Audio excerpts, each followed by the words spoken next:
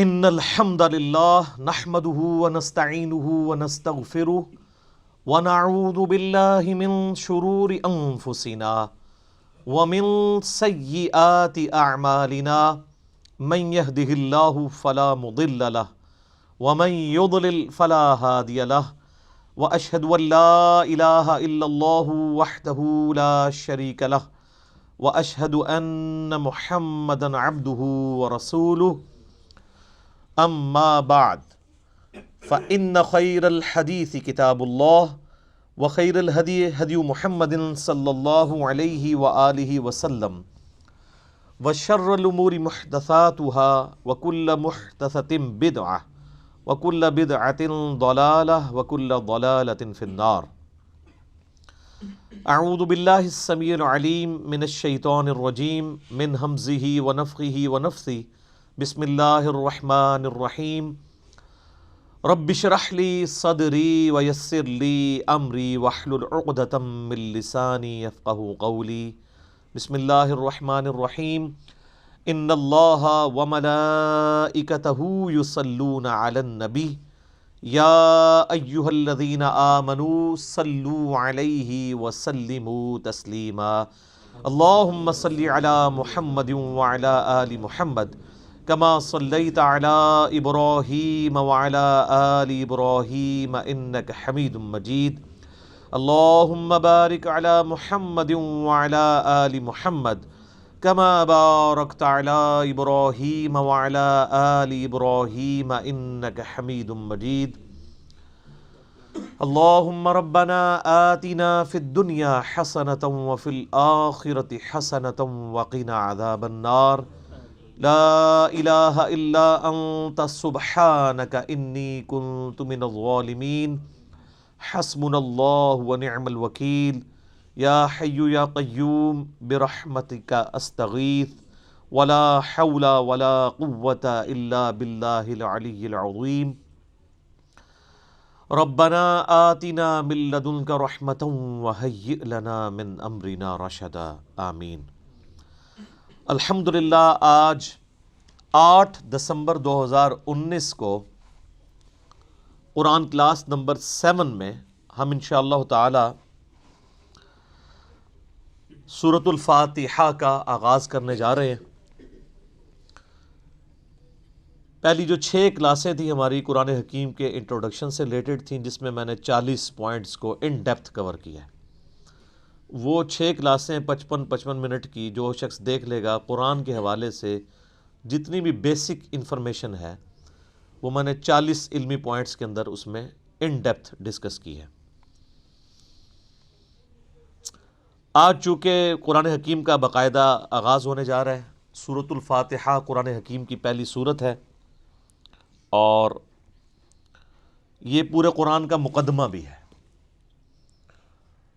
اس کو الفاتحہ بھی کہا جاتا ہے، یعنی کھولنے والی، یعنی قرآن اسی سے آ کے کھلتا ہے، یہ قرآن کی چابی ہے. احادیث میں اسے ام الکتاب بھی کہا گیا ہے، بخاری اور مسلم میں. لہٰذا یہ اس چیز کی متقاضی ہے چیز کہ ہم آج کا پورا لیکچر سورۃ الفاتحہ کو کور کریں اور اگلے لیکچر سے ہم انشاءاللہ تعالی سورۃ البقرہ کا آغاز کریں گے. میرے بھائیو، سورۃ الفاتحہ قرآن حکیم کی وہ واحد سورت ہے کہ جس کی فضیلت قرآن میں آئی ہے. قرآن کی کوئی سورت ایسی نہیں ہے، انکلوڈنگ سورۃ الاخلاص بھی، کہ جس کی فضیلت قرآن میں آئی ہو سوائے سورۃ الفاتحہ کے. اس لیے فضیلت کے اعتبار سے قرآن حکیم کی سب سے افضل سورت وہ سورۃ الفاتحہ ہے. اس کی سپورٹ میں انشاءاللہ بخاری اور مسلم سے احادیث بھی پیش کروں گا. قرآن حکیم میں اللہ تعالیٰ نے سورہ الحجر پارہ نمبر 14 میں آیت نمبر 87 ہے. اعوذ باللہ من الشیطان الرجیم. بسم اللہ الرحمن الرحیم. وَلَقَدْ آتَيْنَاكَ سَبْعًا مِّنَ الْمَثَانِي وَالْقُرْآنَ الْعَظِيمِ. اور بے شک اے محبوب صلی اللہ علیہ وآلہ وسلم، ہم نے آپ کو عطا فرمائی 7 آیات ایسی جو بار بار پڑھی جاتی ہیں، اور قرآن عظیم بھی. یعنی پورے قرآن کا ذکر الگ سے اور ان 7 آیات کا ذکر الگ سے سورۃ الحجر آیت نمبر 87 میں، اور ظاہر ہے وہ بار بار دہرائی جاتی ہیں۔ دنیا کا کوئی بھی مسلمان ہو، اس کا تعلق کسی بھی مکتبہ فکر کے ساتھ ہو، کم از کم 5 نمازوں کی فرض رکعتوں میں 17 دفعہ تو سورۃ الفاتحہ وہ پڑھتا ہے، سنتیں اور نوافل اور وتر اس کے علاوہ۔ کوئی بھی نماز ایسی نہیں ہے جس میں سورۃ الفاتحہ ریپیٹ نہ ہوتی ہو۔ یہی اس کی فضیلت کے لیے کافی ہے کہ قرآن حکیم جو نماز میں ہم پڑھتے ہیں وہ ہم بدل بدل کے پڑھتے ہیں، لیکن سورۃ الفاتحہ ایسی چیز ہے جو ہر رکعت میں پڑھی جاتی ہے۔ حتیٰ کہ صحیح بخاری اور صحیح مسلم کی متفق علیہ حدیث ہے کہ اللہ کے محبوب صلی اللہ علیہ وآلہ وسلم نے فرمایا، لا صلاۃ لمن لم یقرأ بفاتحۃ الکتاب، جو نماز میں سورہ فاتحہ نہیں پڑھتا اس کی نماز ہی نہیں ہوتی۔ یہ اتنی اوبلیگیٹری چیز ہے۔ یہ بات بھی اس کی فضیلت کے لیے کافی ہے کہ یہ قرآن حکیم کی نمبر 1 سورت ہے، اپنی ترتیب میں بھی مصحف کی اور اپنے فضائل کے اعتبار سے بھی۔ قرآن حکیم کی یہ سب سے عظمت والی سورت ہے۔ اس کی سپورٹ میں صحیح بخاری میں ایک بڑی مشہور حدیث ہے کہ سیدنا ابو سعید ابن معلہ رضی اللہ تعالی عنہ کہتے ہیں کہ میں ایک دفعہ مسجد نبوی میں نماز پڑھ رہا تھا تو اللہ کے محبوب صلی اللہ علیہ وآلہ وسلم نے مجھے آواز دی، تو میں چونکہ نماز میں مشغول تھا میں نے جانے میں تاخیر کر دی۔ تھوڑی دیر بعد میں پہنچا تو آپ صلی اللہ علیہ وآلہ وسلم نے فرمایا کہ میں نے تمہیں آواز دی تھی، تم کیوں نہیں آئے؟ تو انہوں نے کہا کہ میں نماز پڑھ رہا تھا۔ تو آپ صلی اللہ علیہ وآلہ وسلم نے فرمایا، کیا تم نے اللہ کا یہ حکم نہیں سنا؟ سورۃ الانفال کی آیت آپ نے پڑھی، استجیبوا للہ والرسول اذا دعاکم، جب اللہ اور اس کا رسول تمہیں پکاریں فوراً ان کی آواز پہ لبیک کہو۔ اس کائنات میں ایک ہی ہستی ایسی ہے مخلوقات میں کہ جو اگر عین نماز کی حالت میں بھی کسی کو بلائیں تو نماز توڑ کر نہیں، نماز چھوڑ کر اسی حالت میں ان کی خدمت میں حاضر ہونا یہ فرض ہے، سورۃ الانفال کی اس آیت کے تحت اور بخاری کی اس حدیث کے تحت، اور وہ امام اعظم محمد رسول اللہ صلی اللہ علیہ وآلہ وسلم کی مبارک ذات ہے۔ نماز توڑ کر نہیں، کیونکہ نبی علیہ السلام کی طرف جانا اللہ کے ایک حکم سے دوسرے حکم کی طرف جانا ہے۔ وہ جہاں پہ نماز اس نے چھوڑی ہوگی، اگر 1 رکعت پڑھی ہے، 2 پڑھی ہیں، 3 پڑھی ہیں، تو آ کر وہیں سے اپنی نماز شروع کرے گا، اس کی نماز ٹوٹے گی بھی نہیں۔ اس پہ اجماع امت ہے۔ بہرحال یہ جو ہمارے واعظین آئے دن کہانیاں کراتے رہتے ہیں کہ جی ماں آواز دے دے، باپ آواز دے دے، نماز توڑ دو، اس طرح کی کوئی حدیث نہیں ہے۔ البتہ یہ ضرور ہے کہ اگر زندگی موت کی کشمکش بن جائے، کوئی ایمرجنسی ہو جائے، تو آپ پھر نماز توڑ سکتے ہیں، لیکن نبی علیہ السلام کے کیس میں اگر بلایا جائے گا تو نماز توڑنی نہیں پڑے گی، بلکہ نماز وہیں پر چھوڑ کر آپ علیہ السلام کا حکم سننا پڑے گا۔ تو یہ آپ علیہ السلام نے ان کو تھوڑا سا یعنی ڈانٹ پلائی پیار محبت سے۔ پھر آپ نے اس صحابی کا ہاتھ اپنے ہاتھوں میں پکڑا اور پھر فرمایا کہ میں اس مسجد سے باہر نکلنے سے پہلے تمہیں قرآن حکیم کی سب سے عظیم صورت سکھاؤں گا۔ آپ علیہ السلام کی عادت تھی کہ آپ اگر کسی کو تھوڑا سا بھی سختی سے پیش آتے تھے تو پھر اس کے ساتھ دل جوئی بھی فرماتے تھے۔ آپ ہاتھ پکڑے اور فرمایا کہ میں تمہیں ایک تحفہ دوں گا۔ وہ صحابی کہتے ہیں پھر تھوڑی دیر بعد جب ہم مسجد سے باہر نکلے تو مسجد سے نکلتے ہوئے میں نے نبی علیہ السلام سے کہا، یا رسول اللہ اپنا وعدہ پورا کریں، آپ نے مجھے کہا تھا کہ آپ مجھے قرآن کی سب سے عظمت والی صورت تعلیم فرمائیں گے۔ تو آپ علیہ السلام نے فرمایا کہ وہ صورت ہے الحمد للہ رب العالمین، یعنی سورۃ الفاتحہ۔ اور پھر آپ علیہ السلام نے ساتھ ہی یہ سورہ حجر کی آیت نمبر 87 بھی پڑھی کہ یہ وہ جو قرآن حکیم میں آیا ہے وَلَقَدْ آتَيْنَاكَ سَبْعًا مِّنَ الْمَثَانِي وَالْقُرْآنَ الْعَظِيمِ، یہ ہے وہ صورت جو قرآن حکیم میں اللہ نے مجھے عطا کی، جو 7 آیات بار بار دہرائی جاتی ہیں۔ اور پھر آپ علیہ السلام کے بخاری میں الفاظ ہیں، یہ ام الکتاب ہے، یہ قرآن کی ماں ہے، قرآن کی جڑ اس میں ہے، اسی سے پورے قرآن کا درخت نکل رہا ہے۔ فاتحہ بھی ہے، ام الکتاب بھی ہے، اور یہ وہ 7 آیات ہیں جو سورہ ہجر میں آئی ہیں۔ تو سورہ ہجر کی اس آیت کے کانٹیکسٹ میں کتاب التفسیر چیپٹر میں امام بخاری اس حدیث کو لے کر آئے ہیں۔ یہ حدیث کافی ہے اس کی فضیلت کے لیے۔ اچھا، یہ تو سورہ اعظم تھی نا قرآن کی۔ قرآن کی ایک آیت بھی ہے جو اعظم ہے، وہ صحیح مسلم میں حدیث ہے۔ ابی ابن کعب، جن کے بارے میں بخاری مسلم میں آتا ہے کہ 4 بندوں سے قرآن سیکھو، ان میں ایک عبداللہ ابن مسعود ہیں اور ایک ابی ابن کعب ہیں اور سیدنا سالم ہیں، یہ ان میں سے ایک ہیں۔ تو ابی ابن کعب کہتے ہیں کہ نبی علیہ السلام نے مجھ سے ایک دن پوچھا کہ جانتے ہو کہ قرآن کی سب سے اعظم آیت کون سی ہے؟ تو انہوں نے کہا یا رسول اللہ صلی اللہ علیہ وآلہ وسلم، میرے اندازے کے مطابق قرآن حکیم کی سب سے عظیم آیت اللہ لا الہ الا هو الحی القیوم، آیت الکرسی، سورہ بقرہ کی آیت نمبر 255 ہے۔ تو آپ علیہ السلام نے اپنا ہاتھ ان کے سینے پہ مارا محبت کے ساتھ اور فرمایا ابو منذر، تمہیں یہ علم مبارک ہو۔ یعنی نبی علیہ السلام نے ان کے علم کے اوپر ان کی تحسین فرمائی کہ تمہیں میرے بتائے بغیر تم نے صحیح اندازہ لگایا کہ قرآن حکیم کی سب سے اعظم سورت جو آیت ہے وہ آیت الکرسی ہے۔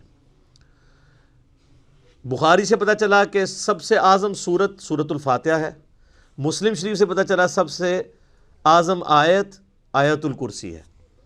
تو اس سے یہ بات بھی کلیئر ہوگی کہ جو لوگ کہتے ہیں نا وہ احادیث میں ہے سواد اعظم، وہ سب سے بڑا گروہ جو ہے اس کو پکڑ لینا، اور وہ سب سے بڑا گروہ ہر ملک میں ڈیفرنٹ ہوتا ہے۔ یعنی آپ بنگلہ دیش میں جائیں گے تو وہاں سب سے بڑا گروہ دیوبندی ہے، پاکستان میں سب سے بڑا گروہ بریلوی ہے، سعودیہ میں چلے جائیں گے اہل حدیث بڑا گروہ ہے، ایران میں چلے جائیں گے شیعہ بڑا گروہ ہے۔ تو وہاں اعظم سے مراد تعداد میں بڑا نہیں ہے، عظمت میں بڑا۔ ورنہ سورۃ الفاتحہ کی تو 7 آیات ہیں اور سورہ بقرہ کی 286، تو وہ ہونی چاہیے تھی سورہ اعظم۔ اور آیت الکرسی سے بھی لمبی ایک آیت جو ہے وہ آیت دین جو ہے سورہ بقرہ کے اندر موجود ہے۔ تو یہ عظمت کا ذکر ہو رہا ہے۔ اچھا میرے بھائیو، صحیح مسلم میں ایک اور حدیث ہے، ابن عباس رضی اللہ تعالیٰ عنہما کہتے ہیں کہ نبی علیہ السلام کے پاس ایک دفعہ جبرائیل علیہ السلام بیٹھے ہوئے تھے۔ ظاہر صحابہ نے نہیں دیکھا، آپ علیہ السلام نے بتایا۔ تو اچانک ایک آواز ان کو زوردار سنائی دی، یہ صحیح مسلم کی حدیث ہے۔ تو حضرت جبرائیل علیہ السلام نے نگاہ اٹھا کے اوپر دیکھا اور کہا یا رسول اللہ، آج آسمان کا ایک ایسا دروازہ کھلا ہے جو آج سے پہلے کبھی نہیں کھلا تھا، اور اس دروازے سے ایک فرشتہ زمین پر اترا ہے۔ اتنے میں وہ فرشتہ حاضر ہوا نبی علیہ السلام کی خدمت میں۔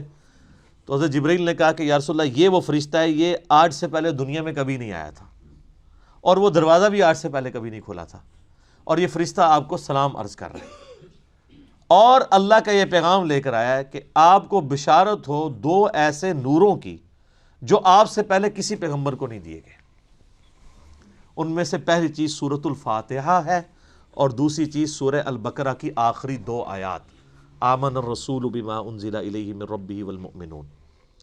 تو سورۃ الفاتحہ وہ نور ہے جو کسی پیغمبر کو نہیں دیا گیا سوائے ہمارے محبوب صلی اللہ علیہ وآلہ وسلم کے۔ اچھا، صحیح بخاری کی جو میں نے حدیث بیان کی کہ سورہ اعظم ہے قرآن کی، اس کے تحت یہ بات تو بالکل کلیئر ہو گئی کہ نبی علیہ السلام نے سورۃ الفاتحہ کو جو تعلیم فرمایا اس کا آغاز کیا الحمدللہ رب العالمین سے۔ تو اس میں واضح اشارہ موجود ہے کہ بسم اللہ الرحمن الرحیم سورہ فاتحہ کا حصہ نہیں ہے، قرآن کا حصہ ہے۔ وہ تو ہر سورت کے آغاز میں بسم اللہ ہے سوائے سورہ التوبہ کے، اور سورہ نمل کے اندر آیت بھی ہے انہ من سلیمان و انہ بسم اللہ الرحمن الرحیم۔ لیکن جو سورتوں کے آغاز میں بسم اللہ لکھی جاتی ہے یہ سورت کا حصہ نہیں، قرآن کا حصہ ضرور ہے۔ تو چونکہ نبی علیہ السلام نے اس میں فرمایا الحمدللہ رب العالمین، تو اگر آپ علیہ السلام نے اس سورت کو تعلیم فرمانا ہوتا اس اعتبار سے کہ بسم اللہ اس کا حصہ ہوتی، تو آپ فرماتے کہ وہ صورت ہے بسم اللہ الرحمن الرحیم الحمدللہ رب العالمین. تو یہ اس بات کو تقویت دیتی ہے کہ بسم اللہ سورہ فاتحہ کا حصہ نہیں. لیکن نماز میں ہم پڑھتے ہیں، اس کے ساتھ پڑھیں گے، لیکن حصہ نہیں ہے. البتہ مسلمانوں میں اہل حدیث مکتبہ فکر اور امام شافعی کے جو مقلدین ہیں ان کا موقف ہے کہ بسم اللہ سورہ فاتحہ کا حصہ ہے. اہل تشیع کا بھی یہی موقف ہے. اسی لیے آپ اگر شیعہ کے چھپے ہوئے قرآن دیکھیں گے اور اہل حدیثوں کے، اب یہ میرے ہاتھ میں جو قرآن ہے یہ سعودیہ سے چھپا ہوا ہے، یہ اہل حدیث کا ہے. اس میں بھی بسم اللہ الرحمن الرحیم کو پہلی آیت انہوں نے ڈکلیئر کیا ہوا ہے، اور الحمدللہ رب العالمین کو دوسری آیت. امام حنیفہ رحمہ اللہ تعالی اور کئی ایک ائمہ کا یہ موقف ہے کہ سورہ فاتحہ کا حصہ نہیں ہے بسم اللہ. میرے نزدیک امام ابو حنیفہ رحمہ اللہ کا موقف احادیث کی روشنی میں مضبوط ہے، کیونکہ نبی علیہ السلام سورہ فاتحہ کا اعلان کرتے ہوئے اس کو الحمدللہ رب العالمین سے بتا رہے ہیں. اس سے بھی بڑھ کر دلیل ایک صحیح مسلم کی حدیث ہے، بڑی رکت انگیز حدیث ہے، اور وہ حدیث قدسی آپ نے اکثر سنی ہوگی. سیدنا ابو ہریرہ رضی اللہ تعالیٰ عنہ کہتے ہیں کہ اللہ کے محبوب صلی اللہ علیہ وآلہ وسلم نے فرمایا اس شخص کی نماز ناقص ہے، ناقص ہے، ناقص ہے جو سورہ فاتحہ نہیں پڑھتا نماز میں. تو کچھ تابعین نے عرض کیا کہ ابو ہریرہ جب ہم امام کے پیچھے ہوتے ہیں پھر ہم کیا کریں؟ تو انہوں نے کہا اقرأ بہا فی نفسک، تم پھر اپنے جی میں آہستہ آہستہ پڑھ لیا کرو. وہ جز القراء امام بخاری کی کتاب میں آتا ہے کہ وہ آپ نے جب امام سکتے کرتا ہے ان سختوں کے دوران پڑھنی ہے، امام کے ساتھ نہیں پڑھنی. اب یہ الگ سے ایک ٹاپک ہے، میں آج اس کو ڈسکس نہیں کروں گا. میرا یوٹیوب پہ کلپ ہے امام کے پیچھے فاتحہ، اور اس کے ساتھ نیو لکھا ہوا ہے، اس میں نے موقف بیان کیا ہے. اور پھر نبی علیہ السلام نے فرمایا حدیث قدسی، یعنی اللہ کا فرمان بزبان محمد رسول اللہ صلی اللہ علیہ وآلہ وسلم، کہ اللہ تعالیٰ فرماتا ہے قسمت الصلاۃ بینی و بین عبدی نصفین. اچھا، یہ حدیث شیعہ کے ہاں بھی پائی جاتی ہے جو میں بیان کر رہا ہوں صحیح مسلم کی، اب کہ میں نے نماز اپنے اور اپنے بندے کے درمیان برابر تقسیم کر لی ہے، نصف میرے لیے ہے اور نصف میرے بندے کے لیے. اور نماز کسے کہا؟ سورہ فاتحہ کو، پوری نماز. پھر اللہ تعالیٰ نے فرمایا، نبی علیہ السلام فرماتے ہیں کہ جب میرا بندہ کہتا ہے الحمدللہ رب العالمین تو میں کہتا ہوں میرے بندے نے میری حمد بیان کی، میری تعریف کی. جب وہ کہتا ہے الرحمن الرحیم تو میں کہتا ہوں میرے بندے نے میری ثنا کی. جب وہ کہتا ہے مالک یوم الدین تو میں کہتا ہوں میرے بندے نے میری تمجید بیان کی، میری بزرگی کا اعتراف کر لیا. اور جب وہ کہتا ہے ایاک نعبد و ایاک نستعین تو یہ میرے اور میرے بندے کے درمیان کامن عہد اور بانڈ ہے. جو میرے بندے نے مجھ سے مانگا میں نے اسے دیا. اور جب میرا بندہ کہتا ہے اہدنا الصراط المستقیم صراط الذین انعمت علیہم غیر المغضوب علیہم ولا الضالین آمین، تو میرے بندے نے جو مجھ سے مانگا اس دعا میں نے اسے عطا کر دیا.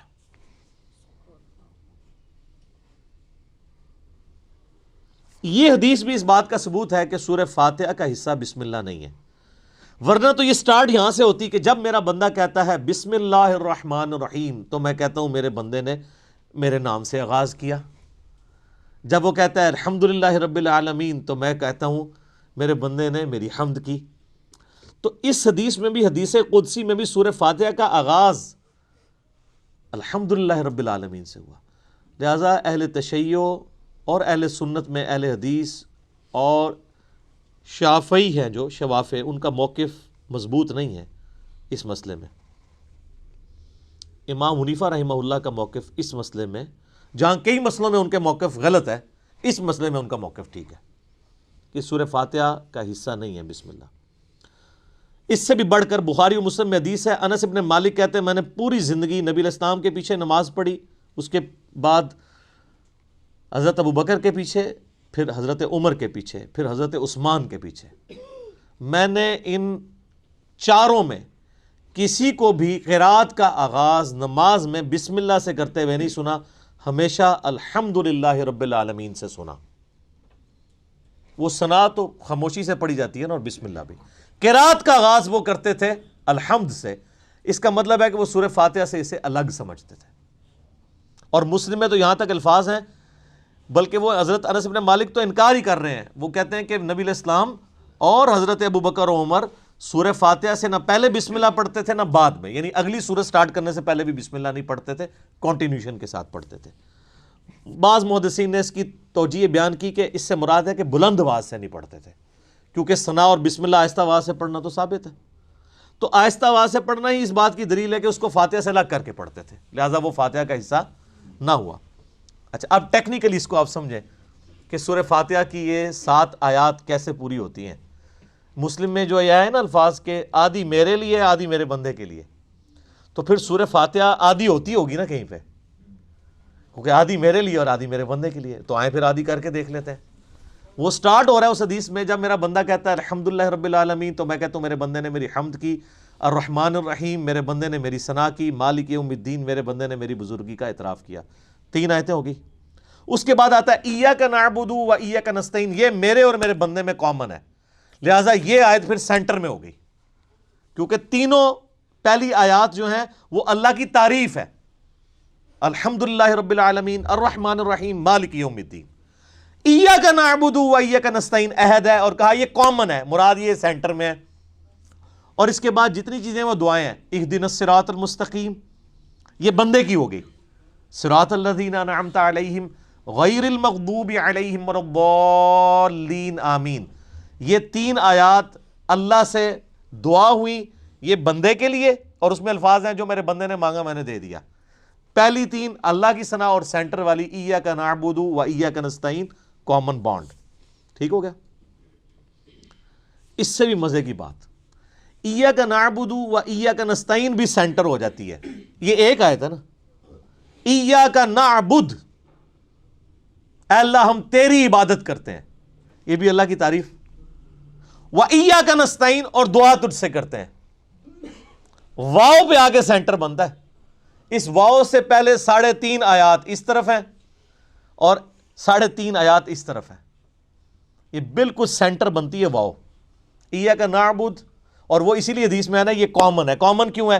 ایاک نعبد میرے بندے نے میری عبادت کی، و ایاک نستعین میرے بندے نے مجھ سے مانگا، اور کیا مانگا؟ اہدنا الصراط المستقیم صراط الذین انعمت علیہم غیر المغضوب علیہم ولا الضالین آمین۔ تو یہ اتنی مضبوط دلیل ہے، یہ جتنے دلیل کیا کتنے دلائل میں نے سامنے رکھ دی ہیں کہ جس کے بعد کوئی گنجائش نہیں رہتی کہ کوئی بندہ ہٹ درمی پہ اور ضد پہ آ جائے۔ شیخ زبیر زئی رحمہ اللہ تعالیٰ سے 2008-9 کی بات ہے، میں نے، اب چونکہ وہ اہل حدیث تھے تو اہل حدیث کی کوشش ہوتی ہے کہ امام حنیفہ ہر مسئلے میں غلط ثابت ہو جائے، تو میں نے ان کے سامنے کہا جی اب آپ کو چیک کرتے ہیں، ہم بخاری مسلم کو مانتے ہیں کہ وہ یہ نہ ہو کہ امام حنیفہ کی دشمنی آپ کو اس پہ نہ ابھار دے کہ آپ سچائی سے اناد کریں۔ تو مجھے کہتے ہیں جی وہ بسم اللہ حصہ ہے فاتحہ کا۔ میں نے کہا جی یہ واضح احادیث ہیں، یہ میں نے سارے دلائل آپ کو بھی سن کے اندازہ ہو گیا ہوگا، اس کے بعد کوئی بندہ یا مان سکتا ہے یا چھڑولی چھوڑ سکتا ہے آگے سے، بالکل واضح بات ہے۔ تو ان باتوں کا ان کے پاس کوئی جواب نہیں تھا۔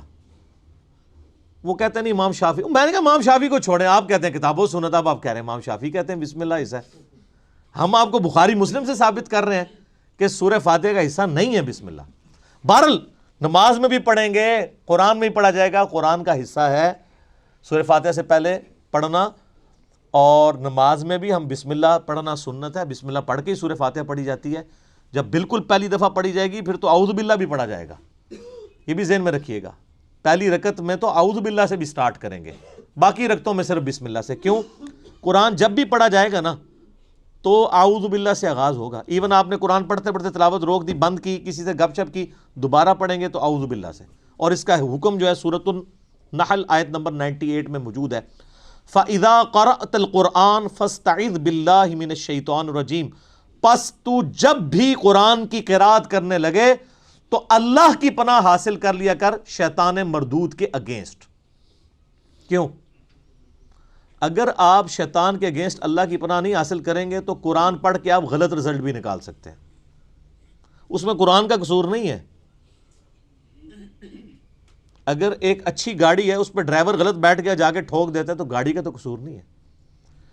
تو قرآن حکیم سے غلط رزلٹ جان بوجھ کے لوگ نکال سکتے ہیں، جب تک کہ اپنے آپ کو قرآن کے سامنے سرنڈر نہ کریں اور اللہ تعالیٰ کے سامنے اپنے آپ کو پیش نہ کریں شیطان کے اگینسٹ کہ یا اللہ تو ہی پناہ دے ہمیں اس کے اگینسٹ، ورنہ قرآن حکیم وہ پڑھیں گے تو اس سے غلط رزلٹ بھی نکال سکتے ہیں، وَلِعَوْذُ بِاللَّهِ تعالیٰ، اس لیے حکم دیا گیا۔ اچھا، بخاری مسلم کی ایک حدیث بڑی مزے کی ہے۔ صحابہ کرام کا قافلہ کہیں جا رہا تھا، راستے میں انہوں نے ایک جگہ پانی کے لیے پڑاؤ کیا، تو وہاں پہ ایک قبیلہ آباد تھا، انہوں نے صحابہ کرام کی کوئی مہمان نوازی نہیں کی، لیکن اسی دوران ان کے قبیلے کے سردار کو ایک سانپ یا بچھو نے ڈس لیا۔ یہ حدیث بخاری میں بھی ہے اور مسلم میں بھی۔ تو جب وہ سانپ اور بچھو نے ڈس لیا تو وہ صحابہ کرام کے پاس آئے اور کہا کہ تم میں سے کوئی ایسا ہے جو جھاڑ پھونک کر سکتا ہو، دم ڈال سکتا ہو زہریلے جانور کا؟ تو ایک صحابی نے کہا ہاں مجھے ایک دم آتا ہے، لیکن میں یہ بکریوں کا پورا ریوڑ اس کے عوض معاوضہ لوں گا۔ مرتے کیا نہ کرتے، پھنسے ہوئے تھے، انہوں نے کہا ٹھیک ہے۔ اس نے جا کے دم ڈالا سورہ فاتحہ پڑھ کے، تو حدیث کے الفاظ ہیں وہ بندہ اس طرح ہو گیا جیسے مردہ زندہ ہو جاتا ہے اس کے اثر سے، دم کے۔ بکریوں کا ریوڑ والے کیا۔ اب صحابہ کرام میں اختلاف ہو گیا، ایک گروہ نے کہا کہ یہ تو آپ نے قرآن پڑھنے کی اجرت لے لی ہے، یہ تو حرام ہے، زیادہ پرہیزگار لوگ بھی ہوتے ہیں نا۔ دوسروں نے کہا نہیں ہم نے معاوضہ لیا، بالکل ٹھیک ہے۔ بہرحال یہ طے پایا کہ نبی علیہ السلام سے جا کے فیصلہ کروائیں گے۔ آپ علیہ السلام کے پاس آئے تو آپ صلی اللہ علیہ وآلہ وسلم نے پہلے تو اس کی تحسین کی کہ تو نے یہ بہت بڑی انوینشن کی ہے، تجھے کس نے بتا دیا کہ سورہ فاتحہ میں اتنی شفا ہے؟ سورہ فاتحہ شفا بھی دیتی ہے۔ اور پھر آپ علیہ السلام نے فرمایا ان احق ما اخذتم علیہ اجرا کتاب اللہ، سب سے بہترین چیز جس کے اگینسٹ تم معاوضہ طلب کر سکتے ہو وہ اللہ کی کتاب ہے۔ اور پھر آپ علیہ السلام نے فرمایا کہ وہ جو بکریاں لی ہیں نا اس میں سے کچھ حصہ مجھے بھی دو تاکہ امت کے لیے کنفرم ہو جائے کہ یہ مال حلال ہے۔ انہی حدیث کے تحت قرآن حکیم کی جو تعلیم کی اجرت ہے نا، نمازیں پڑھانے کی اجرت نہیں میں بات کر رہا، قرآن کی تعلیم کی اجرت لینا وہ جائز ہے ایز اے ٹیچر۔ جیسے آپ باقی علوم حاصل کرتے ہیں تو پیمنٹ کرتے ہیں نا، چاہے ٹیوشن کے لیے جائیں یا اسکول کے لیے، ویسے ہماری طرح بغیر پیسے لیے پڑھائیں وہ تو بہت اعلیٰ درجے کی چیز ہے۔ تو اسی کے تحت جو ہے نا وہ آپ علماء سے پوچھیں نا نمازیں پڑھانے کی تنخواہ لے رہے ہیں، وہ کہتے ہیں نہیں نہیں نہیں ہم تو تعلیم کی لیتے ہیں، اور تعلیم دیتے بھی کوئی نہیں۔ اب تو بچوں کو لوگوں نے بھیجنا ہی چھوڑ دیا مسجد کے اندر۔ تو بل ایسی مساجد جہاں پر ٹیچرز جو ہیں وہ قرآن حفظ کر رہے ہیں، قرآن کی تعلیم دے رہے ہیں، اور پیرلل میں وہی ٹیچرز باری باری نماز پڑھاتے ہیں، تو وہ تو بغیر تنخواہ کے پڑھا رہے ہیں، وہ تنخواہ تو تعلیم کی لے رہے ہیں۔ امام حنیفہ رحمہ اللہ تعالیٰ تو مطلقاً امام مسیح کی تنخواہ کو حرام سمجھتے ہیں، لیکن بعد میں فقہ حنفی والوں نے متاخرین کے فتوے کے تحت اسے جائز سمجھا ہے۔ تو بل قرآن کی تعلیم والا معاملہ بالکل ٹھیک ہے۔ اب رہی وہ حدیث بخاری و مسلم کی کہ لا صلاۃ لمن لم یقرأ بفاتحۃ الکتاب، جو فاتحہ نہیں پڑھتا اس کی نماز نہیں ہوتی۔ اس پہ میرا آپ کلپ نیو امام کے پیچھے فاتحہ والا دیکھ لیں، میں نے یہ ثابت کیا ہے دلائل کی روشنی میں، پھر 20-25 منٹ اور لگ جائیں گے، کہ اگر تو جہری نمازیں ہیں تو آپ امام کی قرات غور سے سنیں گے، وہ قرآن کا حکم ہے واضح سورۃ الاعراف میں، وَإِذَا قُرِئَ الْقُرْآنُ فَاسْتَمِعُوا لَهُ وَأَنصِتُوا لَعَلَّكُمْ تُرْحَمُونَ، جب قرآن کی تلاوت ہو رہی ہو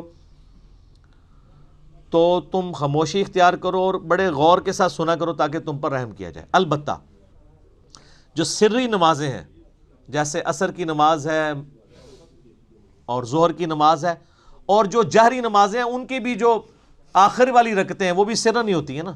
اگر آپ دیکھیں گے نا تو صرف 6 رکعتیں ہیں جن میں اونچا قرآن پڑھا جاتا ہے، باقی 11 رکعتیں 17 میں سے ان میں سرن پڑھا جاتا ہے، اور نوافل تو سارے سرن پڑھے جا رہے ہوتے ہیں۔ تو ان میں آپ امام کو غور سے سنیں، اور اگر امام سکتہ دے دے، جیسے جز القراء میں امام بخاری نے مقدمہ یہ پیش کیا ہے کہ قرآن کہتا ہے کہ جب قرآن پڑھا جائے خاموشی سے سنو، حدیث کہتی ہے فاتحہ کے بغیر نماز نہیں ہوتی، تو وہ کہتے ہیں اس کا آپٹیمل سولوشن یہی ہے جو سنن ابی داؤد میں حدیث بھی ہے کہ نبی علیہ السلام سکتے کیا کرتے تھے، رکوع میں جانے سے پہلے ایک سکتہ ہوتا تھا، اور حضرت ابو ہریرہ کہتے ہیں کہ امام کے سکتے کو فاتحہ کے لیے غنیمت سمجھو، جز القراء میں۔ لہٰذا مسلم کی جو حدیث ہے نا اقرا بہا فی نفسک، اس میں حضرت ابو ہریرہ یہ نہیں کہہ رہے کہ امام کے ساتھ ساتھ جی میں پڑھو، وہ سکتے کا ہی ذکر کر رہے ہیں کیونکہ دوسری جگہ اس کی تفسیر موجود ہے۔ تو یہی موقف امام ابن تیمیہ کا بھی ہے، حالانکہ اہل حدیث امام ابن تیمیہ کو بڑا مانتے ہیں، لیکن امام ابن تیمیہ جو ہے وہ جہری نمازوں میں سننے کے اور سرن میں پڑھنے کے قائل ہیں۔ شیخ البانی بھی یہی موقف رکھتے ہیں، مولانا مودودی رحمہ اللہ کا بھی یہی موقف ہے، ڈاکٹر اسرار صاحب کا بھی یہی موقف ہے، اور ایون جو سعودیہ سے قرآن چھپتا ہے احسن البیان، اس میں بھی لکھا ہوا ہے کہ قرآن اور حدیث دونوں پہ عمل کرنا چاہیے، جب امام قرات کر رہا ہو تو خاموشی سے سننی چاہیے، اور سکتے میں پڑھنا چاہیے اگر سکتے میں آپ کو موقع ملے۔ ایون حافظ ابن کثیر نے بھی تفسیر ابن کثیر میں آ کے اینڈ پہ اسی موقف کو ہی ترجیح دی ہے، اور یہی موقف امام مالک رحمہ اللہ تعالیٰ کا ہے جو سب سے مضبوط موقف ہے۔ میں نے اس کے دلائل بھی اور پورے ان کا جو کاؤنٹر نیریٹو ہے، اب ظاہر ہے کہ یہ موقف اڈاپٹ کریں گے تو آپ کو حنفیوں کے ساتھ بھی منہ ماری کرنی پڑے گی اور اہل حدیث کے ساتھ بھی، تو اس کے لیے آپ میرا وہ کلپ دیکھ لیں تو آپ کو انشاءاللہ کلیئر ہو جائے گا۔ لاکھوں لوگوں نے وہ کلپ دیکھا ہے، آپ لکھیں امام کے پیچھے فاتحہ نیو، ایک طرف ایک اہل حدیث مولوی کی تصویر لگی ہوئی ہے، ایک طرف ایک دیوبندی مولوی کی، سینٹر میں ایک عام مسلمان کی۔ تو وہ اس کلپ میں نے یہ ساری باتیں کھول کے بیان کی ہیں، آج میں اس چیز کو سکپ کر رہا ہوں تاکہ گفتگو لمبی نہ ہو جائے۔ اب آلموسٹ 25 منٹ رہ گئے پیچھے، تو ہم اللہ کا نام لے کے سورہ الفاتحہ کا آغاز کرتے ہیں۔ اعوذ باللہ من الشیطان الرجیم، بسم اللہ الرحمن الرحیم، الحمد للہ رب العالمین۔ تمام تعریفیں اس اللہ کے لیے ہیں جو تمام جہانوں کا پالنے والا ہے، یہ بھی ترجمہ درست ہے، اور تمام جہان والوں کا پالنے والا ہے، یہ ترجمہ بھی عربی لنگوسٹک کے اعتبار سے درست ہے۔ تمام جہان سے مراد جیسے اب جتنی سپیشیز دنیا میں آباد ہیں وہ ہر ایک کا ایک اپنا جہان ہے، پرندے ہیں، پرندوں کا ایک اپنا جہان ہے، حیوانات ہیں، ان کا اپنا ایک جہان ہے، ایک نباتات کی سپیشیز ہیں۔ اس وقت روئے ارض پہ آلموسٹ 2 ملین سپیشیز دریافت ہو چکی ہیں، نباتات حیوانات کی ملا کر، اور ایک ایک سپیشیز آگے بلینز میں۔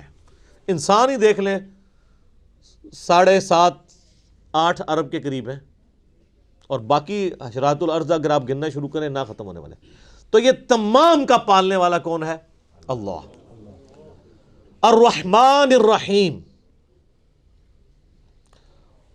وہ انتہائی رحم فرمانے والا ہے۔ الرحمن کہتے ہیں جیسے اسی سے لفظ یہ اسی یعنی آپ سمجھ لیں عربی لنگوسٹک کے اعتبار سے طوفان بھی عربی کا لفظ ہے نا، یعنی ٹھاٹھے مارتا ہوا سمندر ہے اس کی رحمت کا، اور سمندر تو کبھی کبھی جوش میں آتا ہے نا، اللہ کی رحمت وہ ہے کہ الرحیم مستقل رہتی ہی ٹھاٹھے مارتے ہوئے سمندر کی طرح ہے، الرحمن الرحیم۔ حتیٰ کہ بخاری و مسلم میں حدیث ہے، نبی علیہ السلام نے فرمایا اللہ تعالیٰ نے مخلوقات کی پیدائش سے پہلے اپنے پاس اپنے عرش پہ یہ عبارت لکھ لی تھی کہ میری رحمت میرے غضب پہ بھاری رہے گی۔ قرآن میں بھی ہے وَكَتَبَ عَلَى نَفْسِهِ الرَّحْمَةِ، کہ یہ اللہ نے اپنے اوپر خود لازم کر لیا کہ میں ہر حال میں رحم ہی کروں گا۔ رحم والا جو اللہ تعالیٰ کا پہلو ہے یہ ڈومیننٹ ہے۔ سورہ فاتحہ جو ہے وہ ذہن میں رکھیے گا قرآن کی ماں ہے، ام الکتاب ہے، فاتحہ ہے، قرآن کھولنے والی چیز ہے۔ تو اس میں جو جو چیز آ رہی ہے نا اس کی جڑ پڑ رہی ہے نا، وہ پورا قرآن اسی جڑ سے پھر اگنے والا وہ بڑا تناور درخت ہے۔ ہر چیز کی جڑ سورہ فاتحہ میں۔ مالک یوم الدین، وہ مالک ہے قیامت کے دن کا۔ دنیا میں تو کئی بادشاہ ہیں، اس کی اجازت سے، اس کی مرضی سے نہیں، اجازت سے۔ اجازت یہ ہے کہ کھلی چھٹی ہے، مرضی نہیں ہے کہ وہ غلط کام کریں، وہ بس اللہ نے 2 راہیں دکھا دی ہیں، انا ہدیناہ السبیل اما شاکرا و اما کفورا۔ ہدایت کا راستہ واضح کر دیے، چاہے تو شکر گزاری کی روش اختیار کرو، خواہ ناشکری کی۔ لیکن قیامت کے دن صرف اللہ ہی کا حکم چلے گا. دنیا والے جتنے احکامات ہیں یہ سب کی سب پاورز لوگوں کی طرف سے جو اللہ تعالیٰ نے دی ہیں وہ سلب کر لی جائیں گی. لمن الملک اليوم للہ الواحد القہار. آج کس کی بادشاہت ہے؟ اس قہار کی جو سب پہ چھایا ہوا ہے. قہار کہتے ہیں سب پہ چھانے والا. تو قیامت کے دن کا مالک ہے. یہ ایک ایک آیت کے اوپر ایک ایک گھنٹہ بولا جا سکتا ہے، لیکن چونکہ ہم نے پورا قرآن کور کرنا ہے تو وہ اس میں ساتھ ساتھ آیات آئیں گی کراس ریفرنس کے طور پہ. ایاک نعبد و ایاک نستعین. تعریف کرنے کے بعد اے اللہ ان ساری چیزوں کے ہوتے ہوئے حق تو یہ ہے کہ عبادت بھی تیری ہوگی، دعا بھی تجھی سے کی جائے گی. اے اللہ ہم صرف تیری ہی عبادت کرتے ہیں اور کرتے رہیں گے، تجھی سے مدد مانگتے ہیں اور تجھی سے مانگتے رہیں گے. کیونکہ یہ مضارع کا صیغہ ہے جو کنٹینیوشن ہے.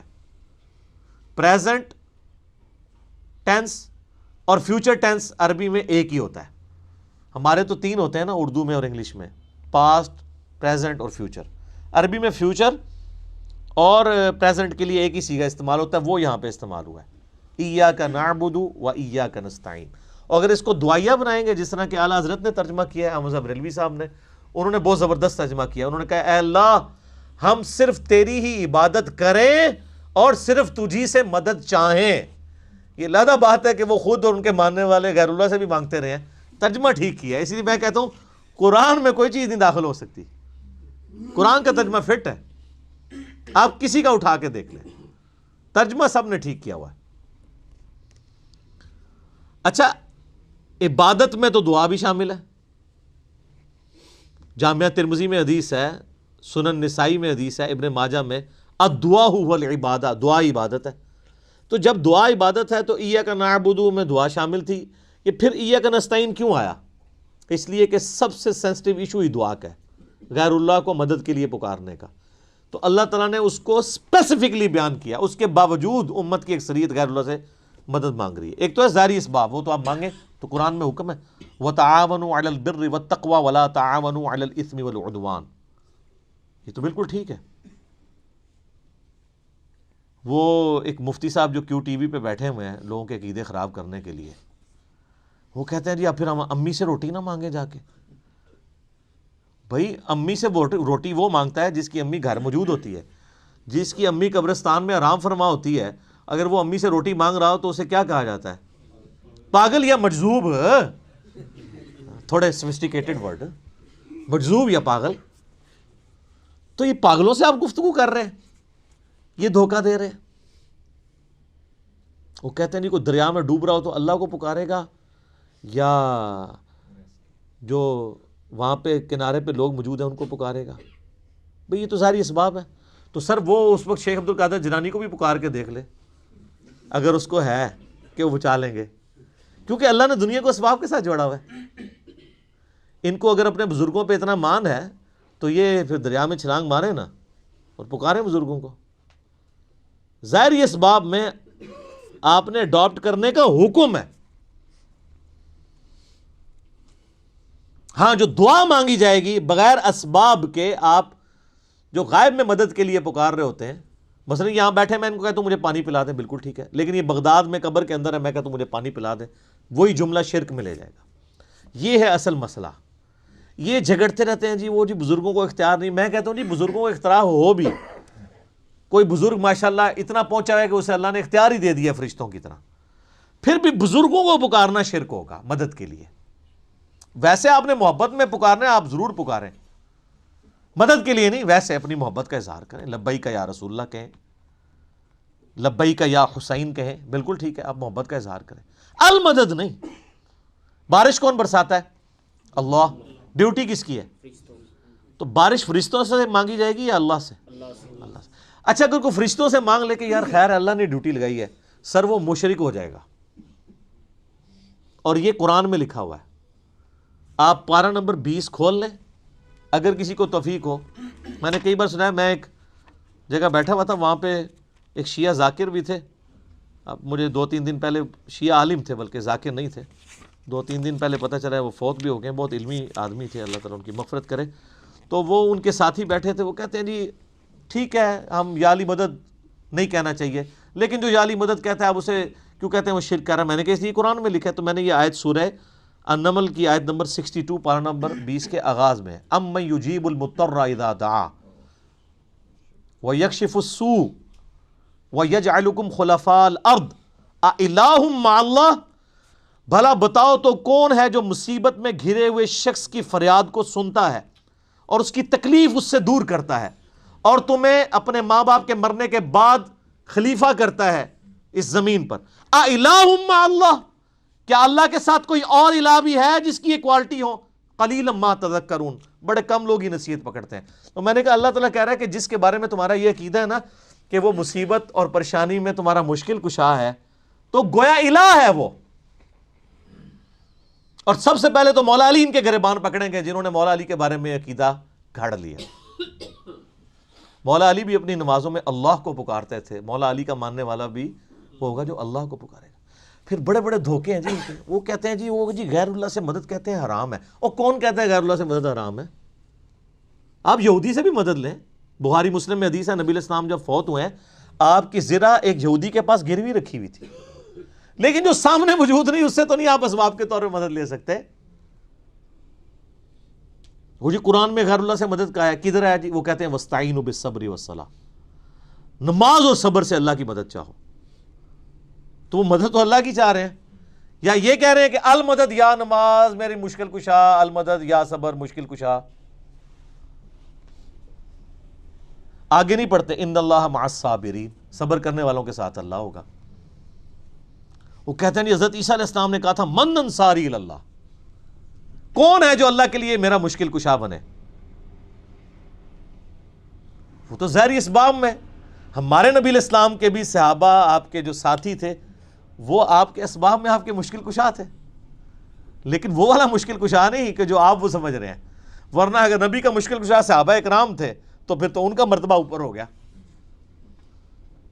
تو وہ صرف صحابہ مشکل کشا نہیں تھے، وہ یہودی جس نے نبی علیہ السلام کی زرہ گروی رکھ کے آپ کو کچھ دیا تھا وہ بھی مشکل کشا ہے. اور سب سے بڑا مشکل کشا سورج ہے. سورج اگر ختم ہو جائے تو زمین پہ نہ نباتات اپنا اگ سکتی ہیں، نہ حیوانات ان نباتات کو کھائیں گے. سب کچھ ختم ہو جائے گا. دنیا میں ہواؤں کا چلنا، موسموں کا بدلنا، یہ سب کچھ سورج کی وجہ سے ہے. تو کوئی کہتا ہے المدد یا سورج، کسی کے ذہن میں یہ وہم بھی آتا ہے کہ سورج مشکل کشا ہے، حالانکہ آپ کے بزرگ تو کچھ بھی نہیں کر سکتے جو کچھ سورج کر رہا ہے، اور سورج کو موت بھی نہیں ہے، یہ آپ کے بابے مر چکے ہیں. تو کہیں نا المدد یا سورج، کہیں گے نہیں جی سورج کا کیا کمال ہے، وہ تو اللہ نے اس کی ڈیوٹی لگائی ہوئی ہے، تو ہم اس کو کیوں پکارے، ہم اللہ کو کیوں نہ پکارے؟ تو بابوں کی بھی اگر ڈیوٹی لگی ہوئی ہے تو بابوں کو نہ پکارو. ویسے ڈیوٹی کو نہیں لگی ہوئی، اگر لگی بھی ہو for the sake of argument, تمہاری جعلی جو دلائل ہیں اس پہ ایگری کرتے ہوئے، پھر بھی ان کو نہیں آپ پکارو گے. شرک ہو جائے گا اور ناقابل معافی جرم ہو جائے گا.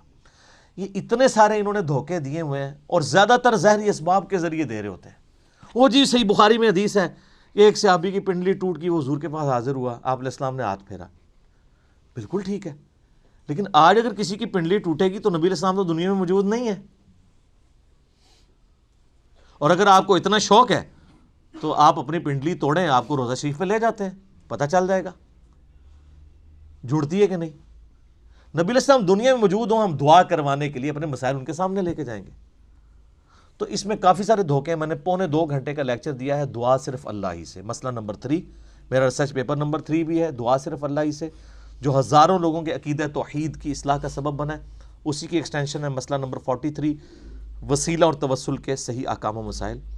اس پہ گھنٹوں بولا جا سکتا ہے، جتنے انہوں نے لیم ایکسکیوزز ڈیوائز کیے ہوئے ہیں، جتنے دھوکے دیے ہوئے ہیں. اور پھر وہ کہتے ہیں دیکھیں جی وہ اگر وہ جو آپ پتہ ہے پچھلے کچھ کئی سال پہلے خانہ کعبہ شریف میں کرین گری تو کہتے ہیں وہ بزرگوں کے ماننے والوں کو موقع مل گیا ان کا. یہ کہتے تھے خود کچھ حملے ہوتے ہیں مزاروں پہ نہیں روکتے، تو اللہ نے کون سی کرین روک لی؟ اور اللہ کا تو دعویٰ ہی کہیں نہیں ہے کہ میں روکوں گا. وہ ابرا کے لشکر کو ایک دفعہ ہی تباہ کیا ہے. یزید نے جب کعبے پہ چڑھائی کی ہے تو اللہ نے برباد نہیں کیا اس لشکر کو. دنیا بقدر ایفرٹ ہے. صحیح بخاری میں حدیث ہے قرب قیامت میں ایک پتلی ٹانگوں والا حبشی کعبے کی اینٹ سے اینٹ بجا دے گا. اللہ نے حفاظت وہ ابراہیم علیہ السلام کے لیے ایک دفعہ ہی آگ ٹھنڈی ہوئی ہے. کئی صحابہ جو ہیں وہ آگ میں جلائے گئے ہیں، رومن امپائر کی جنگوں میں تیل کے کڑاؤں میں ان کو ڈالا گیا. لیکن آپ کا دعویٰ ہے کہ آپ کے بزرگ سب کچھ کر سکتے ہیں. ہم کہتے ہیں پاکستان کی بجلی پوری کر دیں. اچھا یہ بزرگ جب بیمار ہوتے ہیں، یہ تو آغا خان میں اور شفا انٹرنیشنل میں جاتے ہیں، آپ بیمار ہوتے ہیں آپ کو اٹھا کے مزار پہ لے جاتے ہیں. آمدہ کوئی بزرگ بیمار ہو چیخیں بھی مارتا رہے، اس کو کہ نہیں سر دسو جانا کیڑے مزار تے ہے، اسپتال نہیں تو کھڑنا. دنیا کے مہنگے ترین ہاسپٹلز میں یہ علاج کرواتے ہیں. آپ کو کہانیاں کرائیں گے کہ ہمارے پاس لے کے آؤ ہم بائی پاس کریں گے. کوئی دنیا کا بزرگ جو ہے وہ مجھے ختنہ کر کے بتائے. بائی پاس تو بہت بڑی چیز ہے، بلیڈ مارے بغیر، کیونکہ بائی پاس تو بغیر بلیڈ کے کرتے ہیں نا. وہ سب جھوٹ فراڈ. اور صحیح ہو رہا ہے آپ کے ساتھ، کیونکہ آپ نے دین بین لوگوں کے حوالے کیا ہوا. تو دیکھیں پھر آپ کے ساتھ کیا کر رہے ہیں وہ. اہدنا الصراط المستقیم، اے اللہ ہمیں چلا سیدھے راستے پر. یہاں بھی دھوکے دیتے ہیں. اور یہ سارے ہی بزرگ ٹھیک ہیں، سارے ہی راستے ٹھیک ہیں. اور قرآن میں تو راستے آئے کہ ہی نہیں ہیں. قرآن میں گمراہی جمع کے سیغے سے آئی ہے، ہدایت ہمیشہ سنگولر کے سیغے سے. ظلمات آیا گمراہی کے لیے، نور آیا، انوار نہیں آیا. تو قرآن کا ترجمہ ہی غلط کر رہے ہو. اہدنا الصراط المستقیم، اے اللہ ہمیں چلا سیدھے راستے پر. صراط الذین انعمت علیہم، راستہ ان لوگوں کا، راستے نہیں. وہ کہتے ہیں چاروں ہی حق پہ ہیں، پانچوں ہی حق پہ ہیں، سارے ہی ٹھیک ہیں. راستہ ان لوگوں کا انعمت علیہم، جن پر تیرا انعام ہوا. اور یہ آیت پڑھ کے اپنے بابوں کے نام لینے شروع کر دیتے ہیں. یہ بابے تو جمے بھی نہیں سن اس ٹائم جدو آیت نازل ہوئی ہے.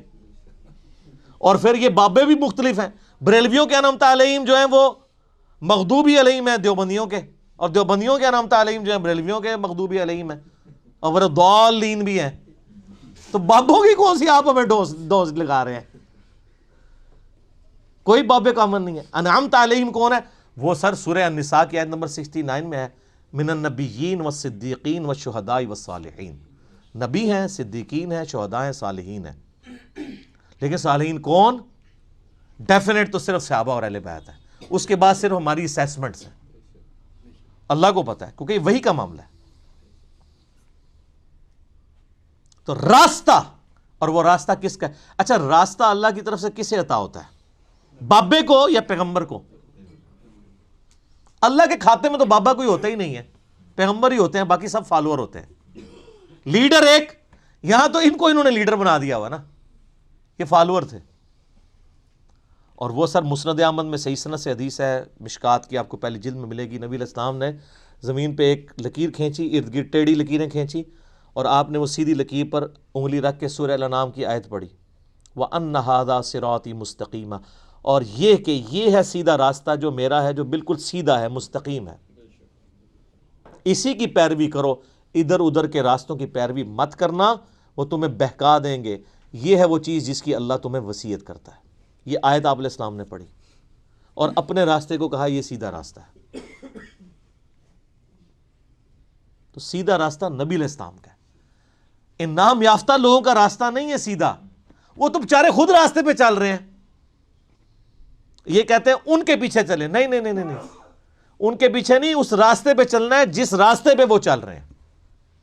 ان کے پیچھے نہیں چلنا، نبی علیہ السلام کے پیچھے چلنا ہے. کیونکہ وہ تو پھر آپ خود ہی میں سناتے ہیں، شیخ عبد القادر جیلانی کے پاس شیطان آیا، اس نے کہا عبد القادر تیری ساری نمازیں معاف ہیں جی. تو کہنا جی عبد القادر جیلانی نے لا حول ولا قوت الا باللہ پڑھا اور کہا تو شیطان ہے. تو اس نے جاتے جاتے پھر وار کیا. اس نے کہا تجھے تیرے علم نے بچا لیا. تو ان کا نہیں، مجھے اللہ کے فضل نے بچایا. تو کہتے ہیں وہ ایک نورانی شکل میں آیا تھا، تو وہ کہنے لگا میں تیرا رب ہوں. اور پھر اس نے کہا کہ تیرے اس مقام پہ پہنچے ہوئے 70 غوث میں نے ورگلا دیے. تو ہم کہتے ہیں غوث تو آپ کہتے ہیں سب سے بڑا اونچا مرتبہ ہوتا ہے. وہ 70 غوث جس شیطان نے ورگلا دیے اس کو کیوں نہیں پیر مانتے؟ اور وہ جو 70 غوثوں کے ماننے والے لاکھوں مرید تھے، وہ تو کہہ رہے تھے ہمارے بزرگ ہمیں بخشوائیں گے. وہ بزرگ تو خود اللہ کے فضل سے دوزخ پہنچے ہوئے ہیں. وہ شیطان نے ورگلا دیا. تو تسی کتنے جاؤ گے؟ تو سر پیر انہوں پڑھو جنہوں اللہ نے تھوڑا پیر بنایا. ما ضل صاحبکم وما غوا، تمہارے نبی نہ کبھی بہک کے ہیں نہ کبھی بیرا چلے ہیں.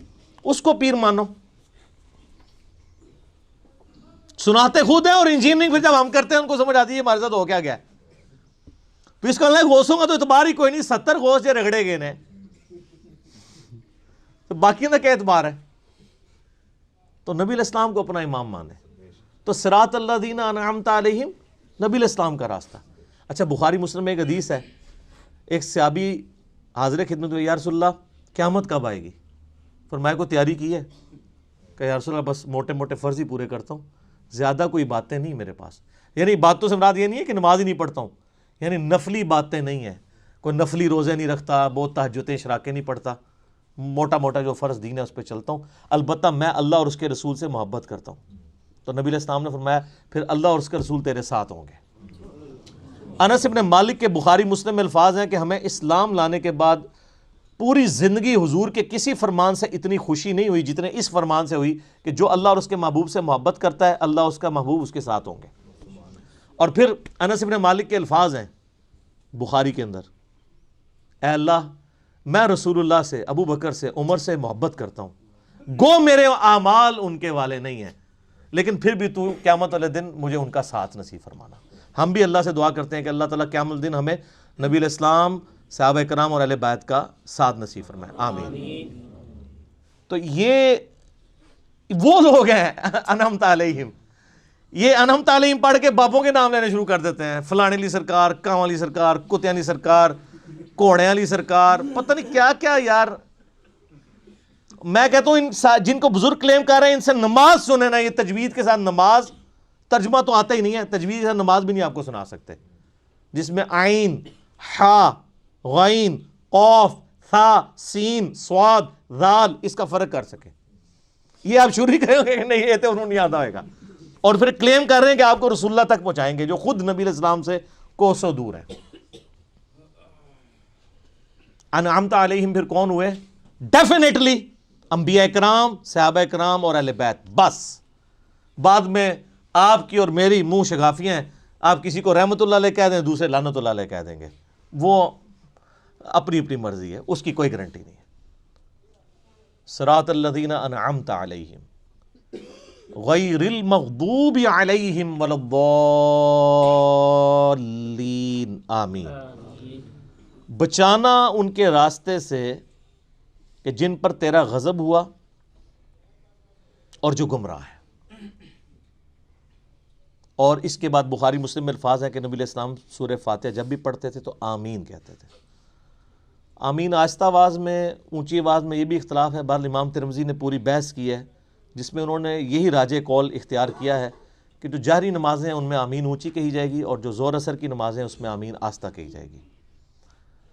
بہرحال آمین کہنا سنت ہے. یہ آمین قرآن کا حصہ نہیں ہے، اسی لیے سورہ فاتحہ جب قرآن میں لکھی ہوتی ہے کبھی غور سے آپ نے دیکھا نہیں وہاں آمین نہیں لکھی ہوتی، کیونکہ وہ نماز یعنی نماز میں سنت ہے، قرآن کا حصہ نہیں ہے. اور بخاری مسلم کے الفاظ ہیں کہ اس وقت فرشتے بھی آمین کہتے ہیں، اور جب امام آمین کہتا ہے تو جس کی آمین فرشتوں کے ساتھ مل جائے اللہ تعالیٰ اس کی مغفرت فرما دیتا ہے. اسی لیے اس چیز کا اہتمام کیا جاتا ہے کہ آپ ولضالین سے پہلے پہلے شامل ہو جائیں.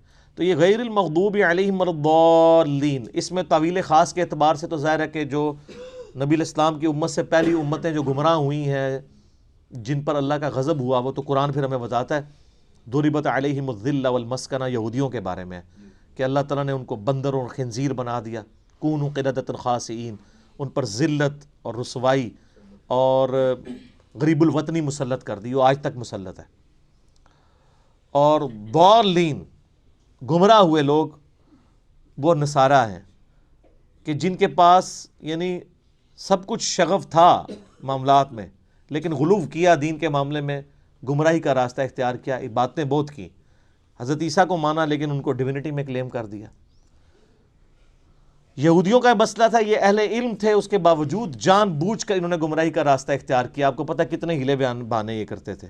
اس لیے اللہ نے کہا یہ مغضوب علیہم ہے، ان پہ اللہ کا غضب ہوا ہے، لعنت ہوئی بھی ہے. سورہ نساء میں آتا ہے نا کہ لعنتی ہیں یہ. عیسائیوں کو اللہ نے لعنتی نہیں کہا اس سختی کے ساتھ، کیونکہ ان میں اکثر لوگ سیدھے سادے تھے، گمراہ ہو گئے. لیکن ہے گمراہ ہے، یہ نہیں کہ ان کا سیدھا پن ان کو بچا لے گا، ایسا نہیں ہے. لیکن بڑا جرم ہے کہ جان بوجھ کے ایسا کرنا. تو غیر المغضوب علیہم جن پر اللہ کا غضب ہوا، والضالین اور جو گمراہ ہوئے. یہ آخری آیت ہے.